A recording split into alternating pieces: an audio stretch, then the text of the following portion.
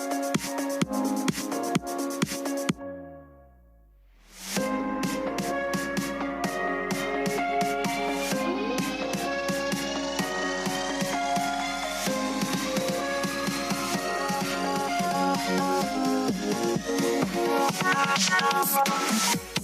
episode of the Pu'u Muay Thai podcast is brought to you by pmtlifestyle.com, authentic Muay Thai lifestyle by Pu'u.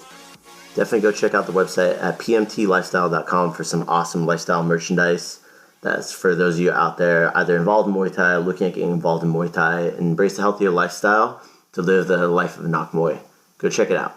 Welcome to this episode of the Pu'u Muay Thai podcast. Today is Wednesday, April 12th, 2023. I have my friend Joshua Soliva, pro fighter. He's been living in Thailand the past couple of years. Came back during COVID, and he's done it all right now. He just fought over again at Ratchadamnern Stadium. If you follow us on TikTok at Pu'u Muay Thai, currently it's one of the pinned videos. He went viral of us, me taping his hands, the Thai style hand wrap. Looks very illegal, very sus, but it is very much not illegal. And Josh is back in. How are we doing? It's 10, almost 10:30 there, right? 10:30 p.m.? Yeah, 10:30 p.m. at night. Sweet, man. Well, week off. What have you been up to? Man, the last time you were on the podcast was when I was out there in Thailand. And obviously we've been talking on the American Kumite secret group chat. Yeah, 100%, man. That's where the real action, man. That's the what do you call it? Central intelligence. The central intelligence of the growth, the grassroots movement of American Muay Thai in Thailand, right? There's gonna be we're working on some stuff for sure. Me and Jonathan has some things cooking up. So, the last time you fought before this past time was when you fought Ratchadamnern with Arms promotion, right, from Sasi Papa Gym. Yeah. So I fought. It would be the first. So I didn't realize I was fighting on. It was a Sasi Prapa collaboration with RWS. I saw that. That's pretty cool. That's good for him. Yeah, it's cool because then so you have Monday, Tuesday, Wednesday, Thursday, and then they cycle through promoters, and the promoters have a certain day where they can bring their people they have on their promotion and then collab with the. That's really smart. That's really smart that they do that. It actually is really. It was really cool because the rule set is changed. Like they were like explaining on the rules, like you have a 2-minute like rest time, and I'm like in my head like I'm ready to go. I'm like I was like didn't realize it was super long. You know, we were in between rounds. So they're giving it. Is it 5-rounder or is it still 3-rounder? 3 rounds, 2-minute breaks, and then there's also like there's all these other things I forgot they were like talking about, man. But yeah, it's just you got me wondering, man. Now I'm curious about it. But that's good because normally that's what it was. It was 2-minute break between rounds there, and the whole international style is the 1 minute, which is like what these entertainment shows have been doing. And that's what I'm used to. What I'm used to. Because I didn't know I was fighting on the RWS. I didn't know I was fighting some RWS until kind of like last minute, where I was like, "Oh, you're fighting on a Saturday. Oh shit! Wait, that's a big show." Yeah, that's the RWS show, and I'm like, oh, okay. Are you sure? I wasn't even sure I was fine. I was like, are you sure? You know, and it's all good. It's all good. Like experience, you know, get the experience up, you know. Yeah, well, that comes into like a lot of people. They talk about like contracts. Oh, did you get a contract? It's like, no, man. You just go out there and go do the thing. Like you didn't. You had like you had what 3 opponent switches too? Yeah, like each time, you know, it hasn't been. It's developing a psychological callus, which is really good for me because now I'm just like I'm in a mindset where I'm like, fuck it, you know what I mean? Like it's happened, and it's happened to the best, you know. Like there's talks about like Muay country, like even on the countryside, it's a little bit more wild, you know. They're just eyeballing you. Happened to me probably in the first podcast. I was talking about my experience with my first fight coming back to Thailand, everything. But like it's your constant. It's gonna be constant switch ups. I see it happen to like almost everybody. Last minute switch ups. Like I think we talked on the secret group chat about cherry picking and all of that stuff. Like not cherry picking is the way.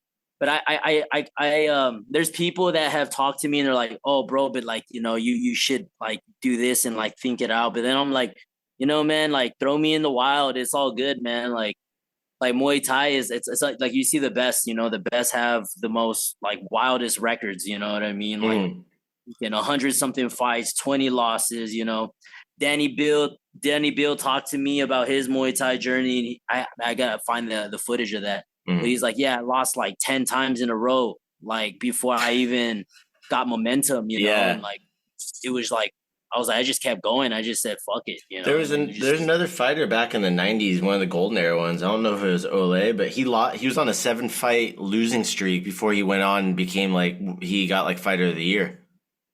And that's the one thing I want to say I was always wanting to say on a podcast is that like part of like growing up in America, and I go to gyms or I see gyms doing seminars on people and they're like, this guy is XYZ and O.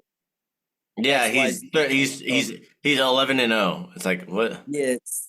And the thing is, it's like, okay, with the Western boxing, you can approach, try to play politics and approach with, trying to protect the undefeated thing. I understand that, there's like a whole different thing.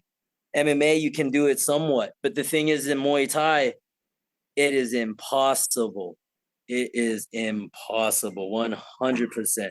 The best guys, Namsak Noise, like everybody, you know what I mean? They the one thing is like you take too much time off trying to like cherry pick and pick or try to come up with this philosophy, approach Muay Thai with this philosophy. That one guy, that one Thai kid, he's already fighting every month and he's racking up ring IQ, ring experience. And you're over here trying to protect a simple 0 on your record. That's time lost. Exactly. Yeah. All of a sudden you're that guy has 6 fights on you and you've only had 1 that time, Yeah. And so it comes down to like I see people and they're but in reality, you have to really, really Muay Thai, the way I would say it, and the thing is just being in the most uncomfortable, grittiest, like just shittiest. If you're having real adversity and your shit's all fucked, you're doing Muay Thai. Like you're banged up, you're fucked, you're broke, whatever circumstance, whatever that is, that's like perfect. You're doing Muay Thai. You're in the fucking battlefield. Like you're just doing that shit. Yeah. And when it comes to stand up, we have to eliminate this. Like I have this undefeated. No, just everybody fight each other. F it. Just everybody fight each other. It was interesting you're mentioning this because I just actually read my friend Mitch. Shout out to Mitch Viquez. He's a longtime friend of mine. He works at the UFC now, and he sent me his thing. It was the history of they call it kickboxing in MMA, and it talked about how like all this stuff, like how it started back in like the 50s, 60s, 70s, and how it led into all these strikers who ended up going into Muay Thai and how they adopted this mindset of utilizing like what you're talking about in building for like, like the Rufus Training Center. They have all the top MMA strikers. I always like to relate to MMA too, Josh, just so you know, because the audience is still learning this stuff, right? So 100%. And 100%. That generation, look what they did, right? And they didn't do half of what this generation's doing in regards to like going out to Thailand and living out there and doing these things, right? Yeah, it's really good to see. I've seen a couple of Americans fight abroad at the stadium. It's really good because then we bring this back, and then there is an unraveling of the curtain right now. I would say there's a revelation when it comes to the striking in America. And there's people like me and you that are like really in the lifestyle and understanding and documenting things. But then there's going to be people are going to develop and they're going to see things for what they are. And they're going to develop a eye for like, okay, but you really need to like, where's the pinnacle? We got to set our eyes where the pinnacle is. Yeah. Hey, Josh, I'm going to flip around the camera on TikTok because I think people want to see your face, just who you are. Don't worry about you still look handsome, bro. Don't worry. You good. You're good. Yeah. Let me just go ahead. Let me get this flipped around for you guys. I'm pretty sure you can see from here. TikTok. Oh, there we go. Yeah, I got TikTok, bro. You have a famous face. That's why. Yeah. Yeah, famous face. People want to see you, bro. So, it's this whole generation right now, and there's a lot of good things going on in the space of like Muay Thai, kickboxing, and striking here in the United States is definitely getting more and more like, I guess, where it should be. We're catching up with the rest of the world. Would you agree with that? I agree. I agree. The first thing I would say is that the more open minded we are as a country and open to things and ideas and like whether it's traveling to another country living or just being like, okay, this guy came from here and let's see what just being and be able to like do all of that, man. I feel like the improvement's gonna happen drastically, you know. It's like I come in and like, oh no, but like America, we have a Thailand here, you know, and all this is like, no, go explore something, go see, open yourself to other cultures, do all that, you know. Like I feel like we're onto a good thing because I'm starting to see a lot of Americans now coming to Thailand. There's more and more. Who's the other Filipino that was just over there from America? Travis. Yeah, Travis Petralba. So he was over there. He's hanging out. He's fighting on like the Max Muay Thai stuff over at Sit Yat Tong, and I know you guys linked up and stuff too. So I think we were talking briefly about this, and I see somebody here says not everyone can go to Thailand on TikTok. Absolutely, Zachary. You know, it's one of those things we understand it's a privilege to be able to do this, and a lot has been sacrificed from Josh. I know him personally. A lot of sacrifice for me. I've talked about it here on the podcast too. I sold my blood for this stuff. You've essentially done the same thing, man. Like I can't imagine some of the shit you've done that you probably haven't even like processed yet.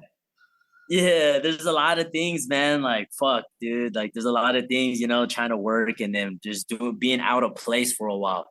Just constantly, like, not, you know, I wasn't even training for a while, you know, and just had to sacrifice that time to make money and then save money up and do all that crazy shit. You know? Normal work and people that are just wired for training and training only like me, you go into like a 9 to 5, that's like, fuck, I need to get myself out of this fucking matrix, man.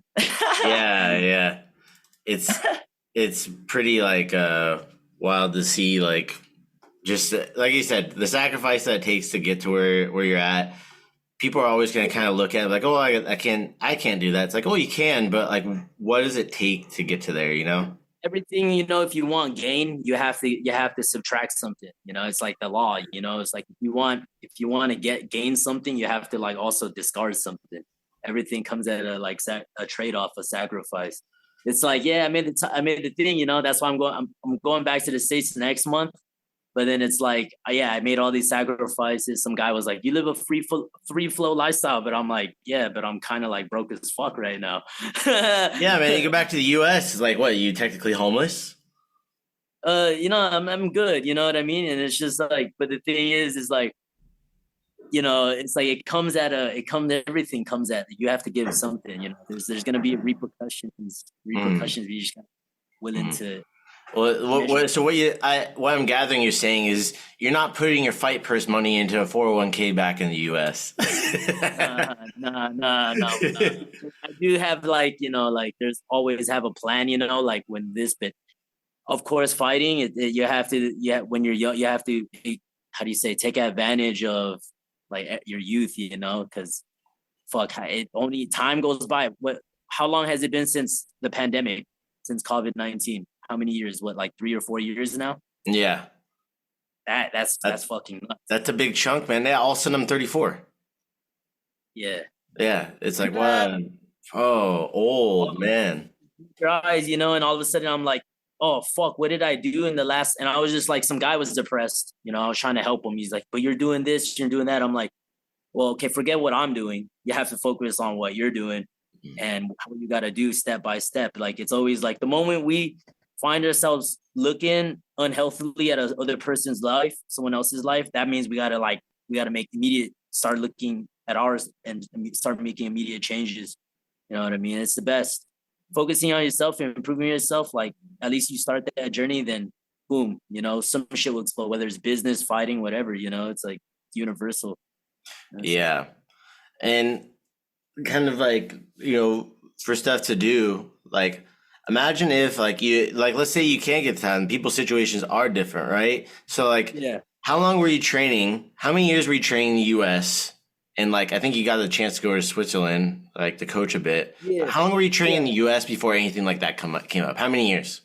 Oh man, bro, it was on and off, man. Like man, it'd be a couple of months, and I would have to do something else, kind of focus on like working. Like I had to constantly like change and do go back and forth. You know, I didn't really get to train consistently. The only times where I was training, like teaching people and training, but not really focused on myself.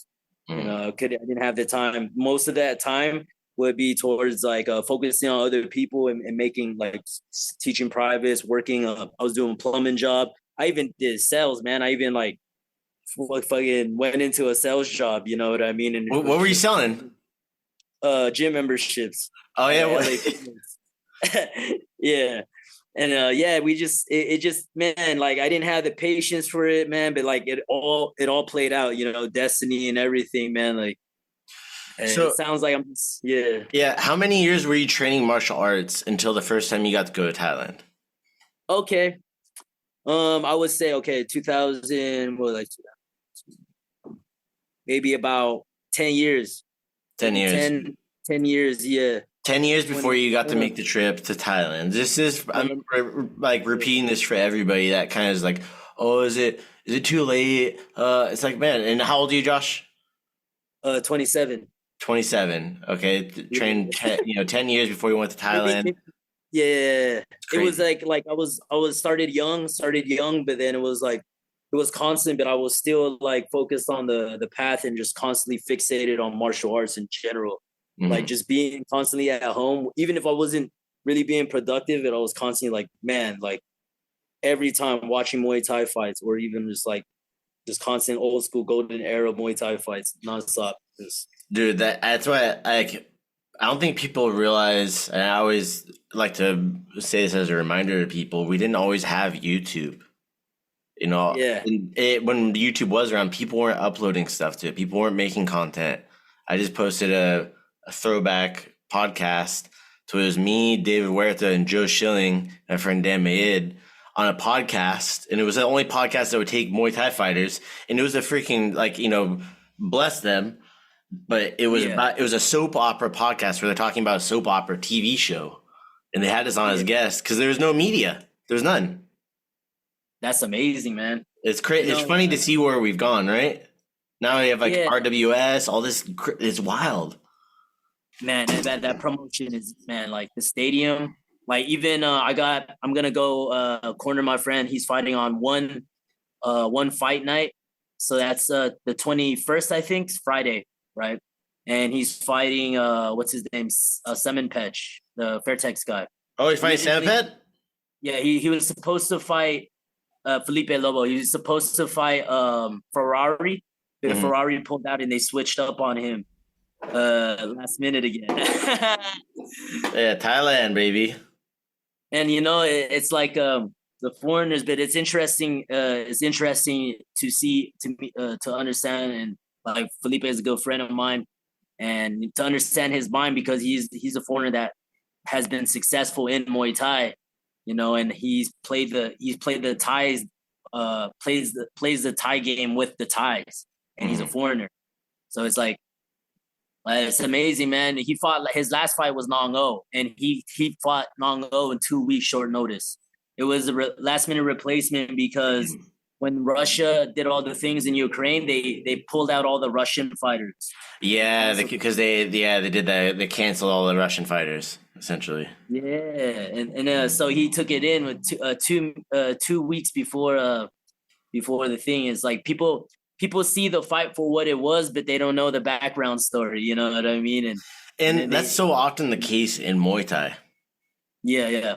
So it's like okay, like for example, I lost my last fight on RWS, but then I was training for a Chinese guy that was southpaw for like a month, and then later on I find out. You know what I mean? And it's like these things are normal. It's cool, but like these things, you get used to it. You develop back home. It's like, oh, but you know, we're so lucky. We are so lucky when it comes to the like, you know, we get it everything, like, which I understand. But then when you come out here, it's just like, okay, you're a kid, you're gonna ride this motorbike. You're gonna ride this motorbike and you're just gonna fucking wing it. You know what I mean? That's the mentality out here. Yeah, you're gonna, and then hey, you're gonna get food, bring it back. Okay, where did I go? Go figure it out. Yeah. It's like come back banged up, broken arm. It's like, hey, but you got the food, right?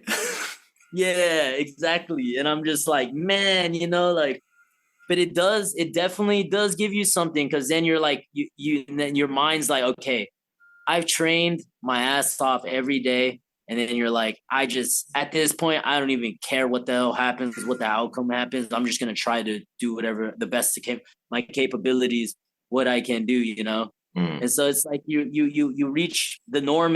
The norm is already like intense already. You know what I mean? Like, I don't know if I'm wording it right. My thing's all, but the norm and the like, what is thing, it's already intense, but then you go back to like a different country and it's more easier, it's more easy to do. Oh yeah, you go from chaos to something that has a little bit more like controlled, and you know what to expect, right? So you can control the variables a little bit more, where like Thailand, you can't really control a lot of the stuff that happens. And it's either you fight or you don't. So if you choose not to, you're not going to be active, because you can't control all the variables, as many of the variables there that you could in the West, right? Yeah. And it definitely, it's like, for me, it just feels like a psychological nitrous boost, where you're just like, all right, fuck it. I've been in the worst conditions, but then I actually get something that's actually really good. And, oh man, I'm eating. Yeah. Hey, so let's go into this. You just bought your ticket back to the U.S.? Yeah, I'm booking my ticket back to the U.S. May 1st, and then I'm talking to some Western boxing coaches, because there's things that I like. One of my friends from the UK, he made a good point. He was like giving me motivation after my fight, like, yo, like you did good and you'll come back and you'll be better. And then one thing he said is that, sometimes we learn a lot of good things. Everything is like, we learn a lot of good things in Thailand, but then we can also get some slight bad habits. You know what I mean? Some slight bad habits, But like what? I can see what he's saying. I like, there's some things, like sometimes foreigners, we have to fight differently. You know what I mean? Sometimes we have to fight when we're coming against, and then we end up doing the thing that playing the game that what do you call it? The Thais are fucking been doing since they were like, really thing. So sometimes when foreigners beat Thais, even with like, I have a friend Tagir, he just knocked what's that guy, that Black Panther guy from Fairtex, he just knocked him out with a liver shot, in the first round, first 30 seconds, and so one of his things was like, he's like, we need, sometimes we can't play the Muay Thai game with the Thais. Just, and we use athleticism. That's the Russian speaking. Athleticism, our boxing, our hands, you know what I mean? And all these things, because it's like, sometimes it's not easy. But then also Felipe is telling me like, oh, okay, what we need to do is focus on the conditioning and the running. It's basically the same thing. Thai people, they run since they're like babies. So they're not really motivated when they run, but they'll do it because that's like a part of the routine. Yeah. But then it's also like, they won't run more than a certain amount. And Felipe, what he did and what his bread and butter was, he's like, I run about like a certain amount of my kilos in the morning, yeah. And he's always, you have to do a little bit more than what the Thai people are doing. You know what I mean? Which is a fucking lot, man, because those guys are running like 10 kilometers in the morning. Yeah, I was like trying to keep up with him and shit. My I was in physiotherapy, man. Like, oh, you're already about 1,000 baht, fucking physiotherapy. Like, oh fuck, like I'm limping to practice, and then they're like, you want to spar? Sparring time. I'm like, fuck, my legs like in fucking. And was that from running? From running, yeah. The running is what got me. But you have to definitely build into that mileage stuff, man. Because I have really flat feet. My brother, he's a really talented runner. If I try to like if he tries to pace me on a run, we can do the same distance, but if I pace him for a run, my legs will get messed up. Yeah, I get tension, like it gets tense. But then now, like I learned how to, like I understand when my thing. But also when I changed and I went with people, he's like, there's all these gyms, the big gyms with a lot of foreigners, and there's a thing, and the trainers have to really, really like rush and take care of everyone, you know. And one thing he said was, okay, everyone like pads and they rush through things, but it's like in actuality, everyone needs individualized training. Like everyone, okay, this person's been running every day, but you need someone to tell them, all right, hey, look, the coach needs to be like, you chill out for a bit, don't run today, but then lift. You know what I mean? Things they need to be able to monitor their training a little bit closer, right? Yeah. So that way, like you said, personalized. Yeah, personalize the training. And he's even one thing too, it's like the traditional Thai running, you know, that the coaches would be like, okay, you run like a fucking in the morning, a 10K, 7K, 8K, whatever requirement the gym has, you go and do that.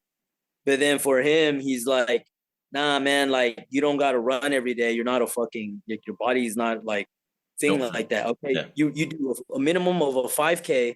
All the main energy should be focused on pad and sparring in the bag. That's because that's what you're actually doing. You know what I mean? And then if you're like doing things sprints, you know what I mean? So completely, like his shit's completely like completely different. Okay, you see 20 kicks on the pads. He's like, nah, fuck that. Fuck the 20 kicks on the pads. I want 5 kicks, hard and good and quality. Yeah, you know what I mean? And that's where like this older style training and stuff too, where it comes into like the quality over quantity, right? Like because you said, a lot of people get the misinterpretation. They go to these gyms that have a lot of foreigners, and the trainers just are trying to like make sure everybody's taken care of, right? Well intentioned, but the need like to get the one-on-one, like the mentorship you're getting from Ajahn Pipa, right? Yeah, like that's not common. It's okay. A perfect example of a foreigner with a good relationship with a teacher that's like this is Michael Silvas and Arjan Watt. Yeah, and that's the outcome of that. You know what I mean? That's the outcome, and it's like you get that individualization, and you're like, okay, I throw my teep. This is how he wants me to throw the teep, and for this reason, because it's not strenuous on the joints. So I can have longevity in my training. I can have longevity in my training because I'm angling and I'm practicing so that my body takes less pain and damage. You know, even teeping the bag like 500 times.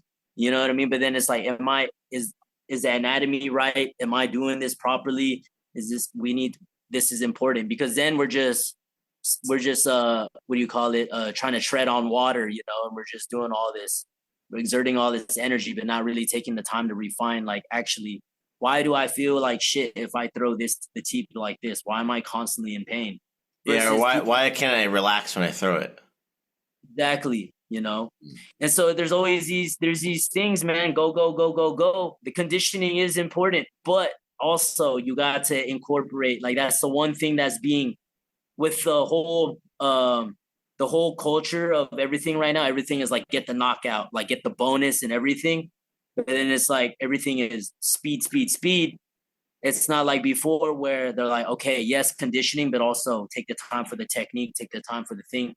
A lot of gyms are getting rid of that, you know. Sometimes you just clinch on, learn on your own. Just I'll give you slight technique when you're on the pads, and then you can try it in sparring. You know what I mean? So it's like, but then if you have I respect the gyms that are not really mainstream. I have more respect. Well, like I have respect for the good name gyms, but then there's the gyms that are not mainstream. But then you go into, and you never heard of this gym. You go in there, and then they're like, the teacher's like giving you you're taking notes. Yeah, you're getting gold.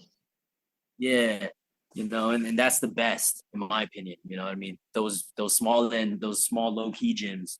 Yep, I feel you 100%, man, and that's where it's like. A lot of these like powerhouse places that like allow, that have these massive online social media presences, and it attracts a lot of foreign fighters. Those places you can get good training, but then you miss out on some of those in betweens. And what I've noticed is a lot of the people who are doing the best at those powerhouse gyms, like those, like the Phuket Fight Clubs and stuff, they spent Yeah, time yeah. in Bangkok doing stuff like what you're doing and learning how to 100. win and learning the technique. And then they go there once they figured out a little bit like how they were going to win fights and how they're going to perform. Then they go over to a place like that and they're like, okay, now it's a numbers game. Yeah, yeah, yeah. That's the best time when you refine your craft to the point where you can kind of coast off with it. You know what I mean? Mm-hmm. And then you go, and then you have all these people to work with, which is the best. You get all these people, and then you have all these training partners to work with, and all of that. That's the one thing that's important. You get the good coach that you think, but then you also need training partners, and also healthy gym culture, man. Like there's too much crazy shit. And when we're in the international thing, there's like different cultures, different people. I see a lot of misunderstanding all the time, lots of conflict, you know. Oh Lots yeah. of conflict. Oh yeah. That's not, Integrating in Thailand is different. For some cultures do not have a good time. It's like a bit hard no for them to do some of the stuff. Right? yeah. Yeah. It's like American meets some person from Europe, you know, and the timing is different, you know. It's like I want this shit now. Like you tell me the time and day.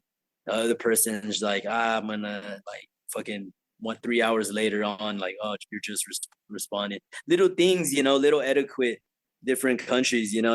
But the more you know how to adapt and you change, and do all of that, then everything's all right, you know. Well, like we were talking about, you connected me with Danny Bill. We had Danny Bill at our gym. You're like, yeah, I forgot to tell you, he's very European. I'm like, I got it. Like I was just instantly like, yeah, Yeah, he'll show up. up. It's just a matter of when and how. Yeah, exactly. You know what I mean? And it's very simplistic. We're a little bit more complex because we're in the matrix. You know, we're constantly in that go go go go go go go. Yeah. You know, mentality. Then if you go like to Europe, I'm sure you were like in Norway or something. Yeah. It's a little bit slow pace. You know, like, oh, I'm just gonna go on by my day and chill. You know? Yeah, it's like, wait, what? You're not gonna go work? It's like, no, I'm gonna go hike. Like, yeah, I'm gonna go like, have what? some coffee. Yeah, I go have coffee, sit by the fjord, and then I'll go. I might work tomorrow. Yeah, yeah, some shit like that. You know, like yeah.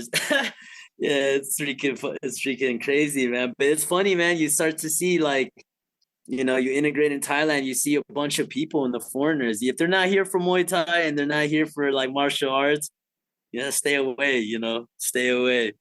Yeah, for sure, for sure. Ignore the red flag. Run away from the red flags. Don't ignore them. Man, you know, there's the fights, man. They got a lot of interesting fights coming up, and One Championship's having a event in Denver next month. Yeah, May 5th in Denver, Colorado. On Friday, I'm interviewing Edgar Tabarez, the one who's fighting Rodtang, the guy from Mexico. Mexican guy, yeah, that's gonna be nice. Yeah, I think like Rodtang, it's a step up in competition for him, and we've seen a couple of the Mexican fighters who do well, but they've been fighting and living in Thailand, and we've seen some of them choke. So Tabarez is good. I think if he's gonna win, it's gonna be by a cut. I don't think he's gonna knock him out personally, obviously, but I think he could win by cut. Yeah. That'd be interesting, you know, because Rodtang was supposed to fight Superlek. He pulled out of that. I remember that was like he had his wedding and everything. I saw him at Rajadamnern Stadium before all of this, you know what I mean? And it seemed like he was enjoying his marriage, you know, and all these things. And but damn, man, I think like the Superlek and Rodtang is the one, man. That needs to happen. Who would you think, in your opinion, would win? It's kickboxing rules, right? Muay Thai. I think they're gonna do Muay Thai because they were supposed to fight in kickboxing rules. Remember that? Yeah, that too. Yeah. So kickboxing rules, Superlek all day, and I actually think in Muay Thai, I think Superlek would win also. Given where Rodtang's, like I've talked about this with a couple people, and he's experienced a lot of success, and you've seen it. When you experience a lot of success, some people continue to push and reap those benefits, and some people kind of plateau for a bit, and they get caught up in this whole success game. And I think he either needs to get, like, I don't know how focused he is in the gym right now, but based on what I'm hearing, he probably needs to either like get in or get out right now for a bit and make a decision. Like if he's going to be in, he has to be in and focus on training, right? And taking care of his body, resting, getting his sleep, all that stuff during the daytime. Or he needs to take some time off and step away for a bit. That way he can enjoy his family, his new family and all that stuff. And then come back to it in like, 7 or 8 months. Yeah, man. It's crazy, man. Like, I don't. Yeah, man. Super leg. There's something when I've met both of them in person actually. I met both of them at the last big one championship event. And it seemed like Super leg has a good understanding of like he's not letting all of the fame and all that crazy stuff get to him. And same with the Nang. It's the same way. They're very just chill. You can see the demeanor, like, it's okay, it's okay. But then when I saw Rod Tang was everywhere. He was doing a lot of things and doing that, and it's like you become sometimes the superstardom or becoming a celebrity kills the fighter. You know what I mean? Yeah. And that's where same thing will happen with Super Bond. Yep. And that's where I get a lot of respect for people like George St. Pierre. He did it very well. Yeah. He rode that and he continued training. It's like, he said, like some people, they get the success and then all of a sudden they're in a mansion with these silky sheets. It's like, man, it's hard to get up and go run in the morning. Yeah. It's like where in Thailand you wake up and you're arm to arm with like 5 other dudes in a small ass room, and you're like, man, I just want to get the fuck out of here and go run. I want to go train. Like, fuck this. So you're striving for that peak, and it's like, what happens when you get there? Are you able to keep pushing, or are you done? No, that's the thing. It's like people like, man, I had a thing where I was like, damn, I'm fighting. Like I did the weigh-in. I was like, damn, I'm fighting on this shit. I was on the motorbike, back in the motorbike. I'm like, damn, I'm fighting on this shit. And the thing is like some guys, like I remember some guy telling some other guy, like, let me know when you make it. It was like a smart remark or whatever. But then I'm like in my head, like just like thinking about that, I'm like, man, like that's not the end all be all, because the path to improvement is a never ending one. Like you can become like, you can fight on the one show, but then if you get complacent just because of that reason, then it's like you're constantly, no matter what, even if you win, you're constantly gonna be like, fuck, what I need to do to like make myself better. Like what am I gonna do? It's never gonna end, man. Like even when you're finished with fighting, you're like, fuck, I gotta improve my situation. I gotta like make a business. I gotta do something. This is where I had Mark Peace from Australia. He has multiple world champions right now. Who Chad Collins is, right? Yeah. He's Chad Collins' trainer now. And a couple of other guys. And he was telling me, he's like, hey, if you get to a point in this game where you think you know everything, he's like, it's time to get out. Yeah. He's like, it's time to leave. He's like, otherwise you're just going to get hurt. You're going to mess stuff up. Like, it's not a good time to be in it, and you're going to get stomped on. Yeah, man. It totally, man. It never ends, man. Like even the fights, like I go into fights, like I've been obsessed, man. Like after the fight, I'm constantly doing shit on replay, like what, and then thinking about what I did wrong. Even honestly, like I'm more grateful for the downs and the loss and the win. You know what I mean? The win, okay, I can just easily just be like, all right, and then just brush it off my shoulder. But it's hard. It's hard to have the same analysis. You have that analysis when you lost, like, okay, fuck, I need to work on this, and that. You know what I mean? But then when you win, it's your responsibility to still do the same. It's still your responsibility to reflect and be like, okay, I need to work on this, and let me be realistic with myself. Let me not lie to myself. Just because I won, it doesn't mean that I have like I ready to end all be all. I just need to improve on more shit. There's a lot of things I need to improve on. Not many people go through that thought process when they win, but when they lose, it's automatic. It's like, fuck, I need to really it reveals you to yourself more raw than just having a little bit of success. People let that shit get in their head, and then they don't have the time to actually really, really assess what they need to work on or acknowledge what they really need to work on. Yeah, they try to blame other things, outside factors, and it's like, well, it comes down to is you. Yeah. everything, like everyone, we are all capable of manifesting what we want for ourselves. You know what I mean? We're all capable, and it's just a matter of like, are we willing to like take the action, do whatever it takes. There was a quote when I used to train at Phuket top team. It said, if it's important enough to you, you'll find a way. You know what I mean? It's like, they have these quotes like for people, there's a lot of people in and out that come to the gym, and it's like, it feels like a freaking Star Wars, like freaking Jedi fucking thing right there. It's like, if it's important enough to you, you'll find a way. So everyone's on their journey, but then they see that shit. I'm like, yeah, there's no excuses.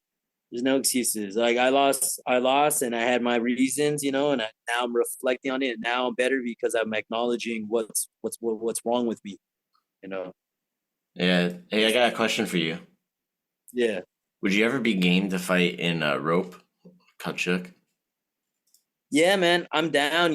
Like there is like, it just depends. You know what I mean? I like right now, man. The stadium Rogers is fucking. I'm obsessed with that stadium. There's just something about that stadium. Like there's gonna be things like they even asked me later on if I wanted to fight bare knuckle. You know what I mean?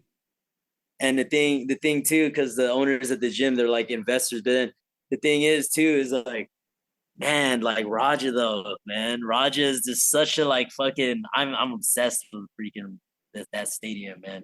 Those Like are that Russian tree, movie. everything old. Like it's since the Second World War. Like the production. Did you?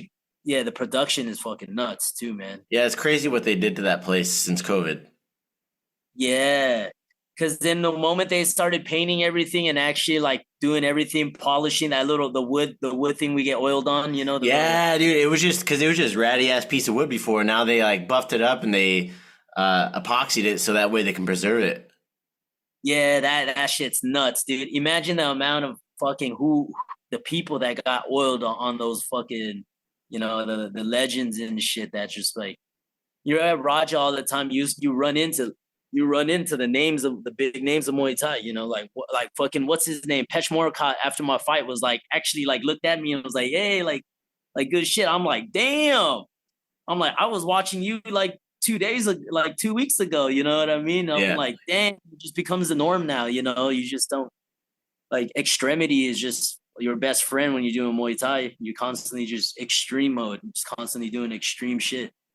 Yeah. And it's just living it. It's like it's you're living in chaos. Yeah. And you coexist, you find that thing and that you coexist, man. Just my thing is just that like man, I just I'm glad that there's more American people coming to the States, because the one thing that, like, what happened to karate in the 80s, when everyone was like, saw they can market this, and capitalize and make money, and then you had all these like just McDojos in there, you know what I mean? Yeah. And the one thing is important is that we sell, when it comes to the people, it go for anywhere. We're selling the truth. We're not selling the fake thing. We're selling the reality, the We're not truth. selling the dim mock. Yeah, we're not selling that, all that. We give the people, just it goes. It's more than just like real or fake. It's like the country, the people, the nation. The nation of Muay Thai, the people in America. Are we make, like, at least we have a platform that can educate people on, like, people coming to Thailand and fighting, and also like the person that didn't come to Thailand but all is like a super expert, like I don't know, you know what I mean? Like, I think it's important, I think it's important because we can put people in danger. We can fuck people up. I don't know. I'm just freestyling now. It's definitely a different time, new era, new generation, and I think the next 10 years in Muay Thai are probably going to be some of the most. It's going to be I don't want to speak out loud because I don't want to say anything that is not going to actually happen. But I see there being a lot of potential in the next, like, I say 7 to 8 years, but I'm going to say go longer and say 10, 7 to 8 years. Now is the best time to be in Muay Thai. Yeah. It's the best time. And now it's exploded, and with Lupini, Raja competing, and then all these new promotions and everyone kind of like leveling up, and and trying to take care and like clean up everything, like all of that stuff, it's already the best time. And Thailand now is kind of became a one of the headquarters for one championship. One championship went into nearly almost every ecosystem, MMA, Muay Thai, like all these countries, disrupted their ecosystem. The K1, the rain, all that, the Pride, right? You got that in Japan. Had disrupted the ecosystem in Thailand when it came to Rajameen Stadium, but then also now they're going to America, you know, and so it's like the one has drastically, like the truth is that it's a way bigger organization than UFC now. Yeah, and it definitely is. I was just talking to my friend Mitch, who I was mentioning before, and I talked about this on the podcast yesterday. I think UFC will always be the thing for MMA, but when it comes into martial arts and combat, I think ONE FC is going to be the thing. Yeah, but now that it's like now the whole determining factor is how this event will go in the States, you know what I mean? And how will the American people react to this for the first time seeing this? Well, it's sold out. It's not a giant arena, but it's a basketball, like a small size basketball stadium that's sold out. Yeah. So yeah, that's interesting. I'm just happy, man. I'm happy like the spread of martial arts and everything in the States, and like, man, I think it's good, especially all the crazy shit we're going on with society, you know. Put your kid in a Muay Thai class. That'll be the best way to guide them through you know, puberty and all that crazy shit, you know, and all the crazy stuff they're doing with all this with the children, you know. Well, I gotta get going, my friend. It was great talking to you. Is there anything that you want to say out there to the Muay Thai community? You know, we have some more stuff coming up. You've been a recurring guest here on the Pu'u Muay Thai podcast, and for that, I'm very grateful. Anything you want to say to anybody? Just constantly, the moment you accomplish one goal, already have 2 to 3 goals already lined up. You got to constantly have something. You have to constantly have an idea, set the plan, time management, and everything, and understand what the process is to accomplish that goal. But constantly, after you already do one thing, already forget about for example, you have a fight, forget about what happened, focus on the next best thing. Constantly have the next best thing in mind, and execute. The most important thing is taking action and executing. That's the number one thing. Those are facts right there, man. Thank you for dropping that, Josh. Hey, I appreciate you being on here, your friendship. I know we're going to talk more outside of this, but if you're listening on Pu'u Muay Thai podcast, check out the show notes. I'll link Josh's Instagram on there. Go give him a follow. Make sure to follow Pu'u Muay Thai on TikTok, Instagram at Pu'u Muay Thai. And remember, eat, sleep, deep. Thank you, man. Thank you so much for tuning to this episode of the Pu'u Muay Thai podcast. If you enjoyed the content, please make sure to subscribe and follow at Pu'u Muay Thai on Instagram and on TikTok. You can also check out our YouTube channel. Everything is down in the show notes. Without our supporters like you, we would not be here. We appreciate everything, but everything does come with a price, right? My ask is, if you enjoy this podcast and want to continue to support us, please go check out the Amazon reviews link that's down in the show notes. Also, if you like Muay Thai merchandise, we have custom hand wraps. We're working on getting some custom Muay Thai shorts. We have shirts, sweats, joggers, everything that's Muay Thai related down in our show notes at pmtlifestyle.com. And if you like this podcast, please go leave a review. It's free. That's my biggest ask. Thank you so much. Sawadee Kap.